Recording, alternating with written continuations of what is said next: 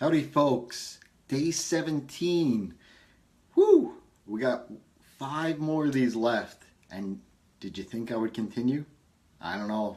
To be honest, I wasn't sure if I would last that 22 days. But here it is, day 17, video 17 of the 22 ways to automate your freelance business. Today, as you come in, I'd love to hear where you're tuning in from.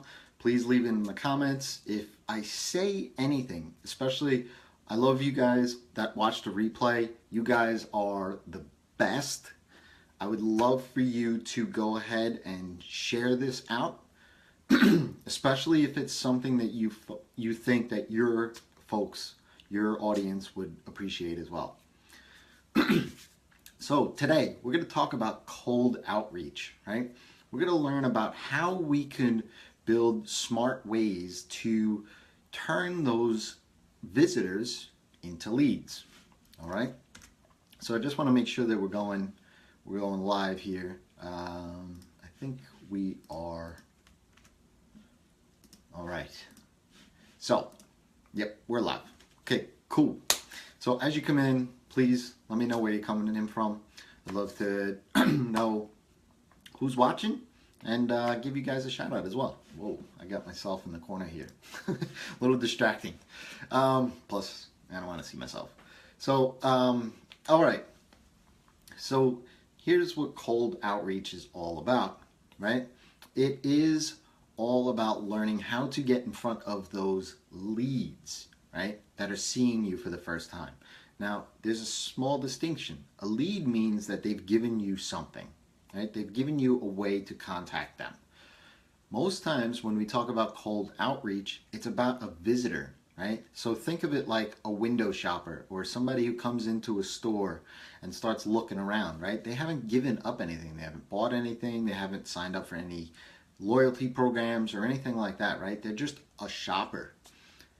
A shopper then becomes a customer or a lead once they give up some sort of information that the store, you, can reach back out to them. All right? So that's what cold outreach is all about. It's about converting those shoppers into a lead, right? That's it. That's all it is. You don't want to sell them. You don't want to do anything to them to turn them away. They have some sort of interest to come to you, right?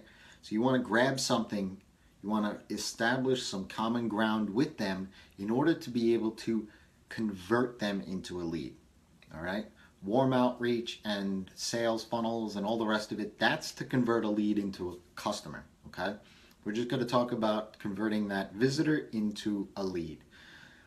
Now, I referred to it. You want to establish some common ground. And the reason why you want to do that is because they have never seen you before. They don't know who you are, what you're about, what you're selling, all that, right?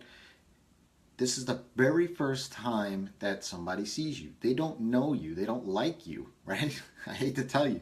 They have no reason to like you, right? But how you can change that is by establishing a common ground. That is identifying with a problem that they have, identifying with an experience they have in the past or currently having. It's really defining that thing that they'll say, oh, you know what? This guy or girl knows what my pain is or knows a little bit about me. Maybe they have what I need, right? So you want to meet that common ground. And how can you establish that common ground? Well, on day, I think it was 6, yes, 6, we talked about onboarding sequences, right? And one of those first few emails is asking your brand new client why they chose you, right? So that's some common ground that you can establish on. Also, we talked on Scrum calls and milestone happiness in that video. I think that was video 9, where we talked a little bit more about communicating, allowing that open door policy kind of thing where you can sort of ask and be genuine about what problems you're solving for your clients, right? hear what they say, hear it in their words, make note of it, right? Whatever problems you are solving for your clients, there are other people out there that have this same problem. So echo it, regurgitate that problem back out into the wild for you guys to convince those shoppers to become leads. Secondly, I'm just going to take a sip of coffee here. It's pretty cold here in New York. I don't know about you guys. But secondly is you want them to make the leap, right? There's no selling here. Don't sell anybody because it's not going to be effective. They're going to smell that, right? You want them to take the action, okay? And how you do that is by just making it available to them, all right? So let's say you're, identifying with a problem of a certain client, right? Let's say, they don't know how to upgrade their website, or they don't know the color theory, right? Things like that, right? Why why do you want contrasting colors in order to convert somebody, right? So some of these things that they're not necessarily know they have a problem with, they just know that they have a problem where why does my logo stink, right? Why do people not like it? Or why is my e-commerce store not converting, right? So they just have those problems. You can get those problems in those words from your Scrum calls, right? But you've identified that as a problem that you can solve, and you've disarmed them because you've reached out and established that common ground. Apologize. So how you make them take that next action is giving them something, right? So give them a download, a one-pager of what the color theory is, or what the, whatever the, how's it going, Tom? Or give them a way in which to have them solve their own problems, right? A download, right? In exchange for their email address. So if you reach out to somebody, or somebody is coming to your site looking for that problem to be solved for them, get their email address out of it, right? So you have them take that leap, and it's free. It's just in exchange for their email address, okay?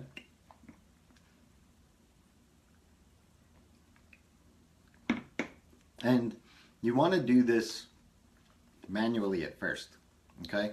In video 11, I talked about having Zapier's happier. That's how you pronounce it, folks.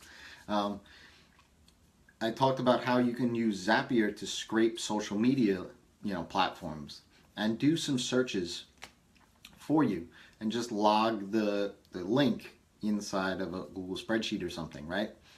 Well, this is where, hey Chris, hey Julio, this is where you start beginning to really see how your cold outreach is working, right? So if you're using Zapier to scrape social media for a problem, or your call to action, or your lead magnet, or whatever you're scraping, right?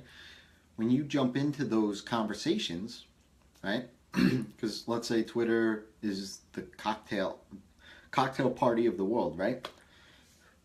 You jump into those conversations and you perform this cold outreach, right? You're establishing this common ground. They've never seen you before. You might be jumping in the middle of a conversation, and people are, okay, well, what's this? Who's this guy? Who's this girl, right? I don't know who she is, right? So you're jumping into the mix there, but you're providing an avenue by way of a link, or, maybe even a video, some sort of value add to the conversation, which then at the end of that link or video or whatever has some sort of call to action for the visitor to take, right? This is great inside a Quora or Yahoo Answers or any of those kind of sites as well, because those things live on forever, right? They live on forever. So, if you have an answer to a question, it's best to allow that link to always be valid, right? So when you change up your website, be mindful of those kind of things too. But have that link in there, and then when other people encounter this same problem later on and they do search on Quora or Yahoo or something like that, your answer is there, right? These are cold leads coming in and you get the email address, okay?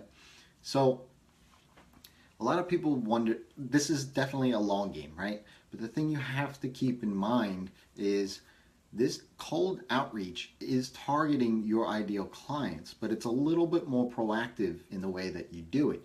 You want to be able to convert those shoppers into a lead, and that's it. You don't want to sell them on your services. You don't want to sell them on, a product or anything. You just want to provide value. But on the back end of that value, give them an opportunity to take more action with you and learn more, okay? You establish that common ground by jumping into that conversation. Then once you've disarmed them a little bit by, not being a salesy guy or salesy girl, you have them take that leap for you.